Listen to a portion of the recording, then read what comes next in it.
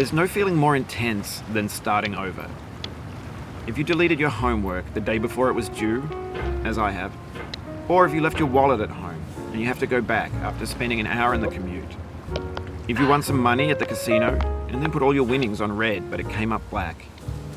If you got your best shirt dry cleaned before a wedding and then immediately dropped food on it. If you won an argument with a friend and then later discovered that they just returned to their original view. Starting over is harder than starting up. If you're not ready for that, like if you've already had a bad day, then what you're about to go through might be too much. Feel free to go away and come back. I'll be here. Alright, thanks for coming with me on this trip. I'll understand if you have to take a break at any point. Just find a safe place to stop and quit the game. Don't worry, I'll save your progress, always, even your mistakes. This game is a homage to a free game that came out in 2002, titled Sexy Hiking. The author of that game was Jazuo, a mysterious Czech designer who was known at the time as the father of B games. And B games are rough assemblages of found objects. Designers slap them together very quickly and freely, and they're often too rough and unfriendly to gain much of a following. They're built more for the joy of building them than as polished products. In a certain way, Sexy Hiking is the perfect embodiment of a B game. It's built almost entirely out of found and recycled parts, and it's one of the most unusual and unfriendly games of its time. In it, your task is simply to drag yourself up a mountain with a hammer. And that act of climbing, in the digital world or in real life, has certain essential properties that give the game its flavor. No amount of forward progress is guaranteed. Some cliffs are too sheer or too slippery. And the player is constantly, unremittingly in danger of falling and losing everything. Anyway, when you start Sexy Hiking, you're standing next to this dead tree that blocks the way to the entire rest of the game. It might take you an hour to get over that tree, and a lot of people never got past it.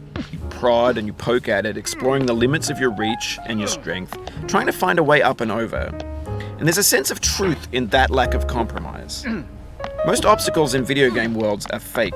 You can be completely confident in your ability to get through them once you have the correct method or the correct equipment or just by spending enough time. In that sense, every pixelated obstacle in Sexy Hiking is real. The obstacles in Sexy Hiking are unyielding, and that makes the game uniquely frustrating. But I'm not sure Jazuo intended to make a frustrating game. The frustration is just essential to the act of climbing, and it's authentic to the process of building a game about climbing. A funny thing happened to me as I was building this mountain.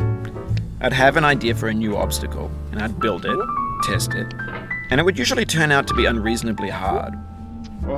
But I couldn't bring myself to make it easier. It already felt like my inability to get past the new obstacle was my fault as a player rather than as a builder. Imaginary mountains build themselves from our efforts to climb them, and it's our repeated attempts to reach the summit that turns those mountains into something real.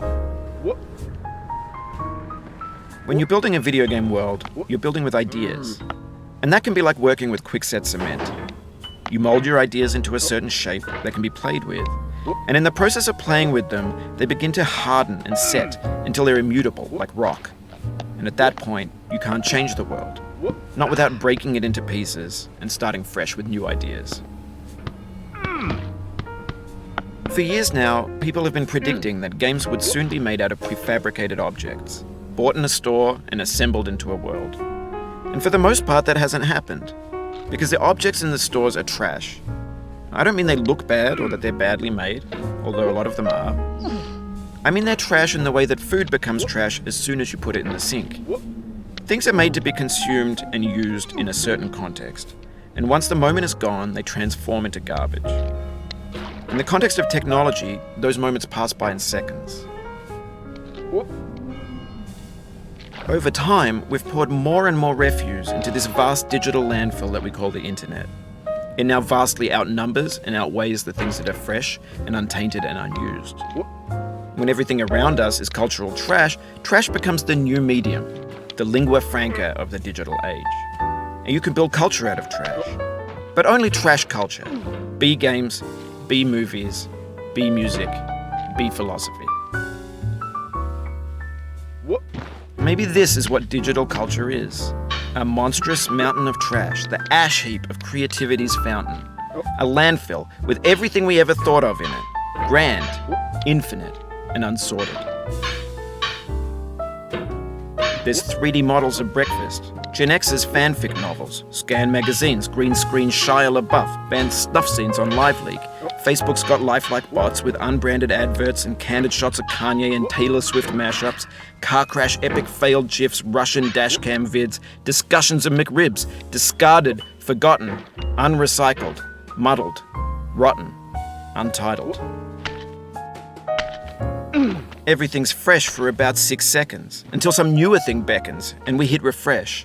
And there's years of persevering disappearing into the pile, out of style, out of sight. In this context, it's tempting to make friendly content that's gentle, that lets you churn through it but not earn it. Why make something demanding if it just gets piled up in the landfill, filed in with the bland things? When games were new, they wanted a lot from you.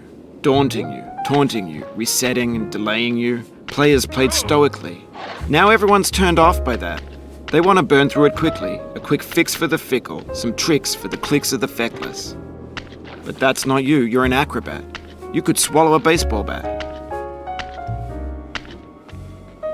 Now I know, most likely you're watching this on YouTube or Twitch, while some dude with 10 million views does it for you, like a baby bird being fed chewed up food. That's culture too. But on the off chance that you're playing this, what I'm saying is, trash is disposable, but maybe it doesn't have to be approachable.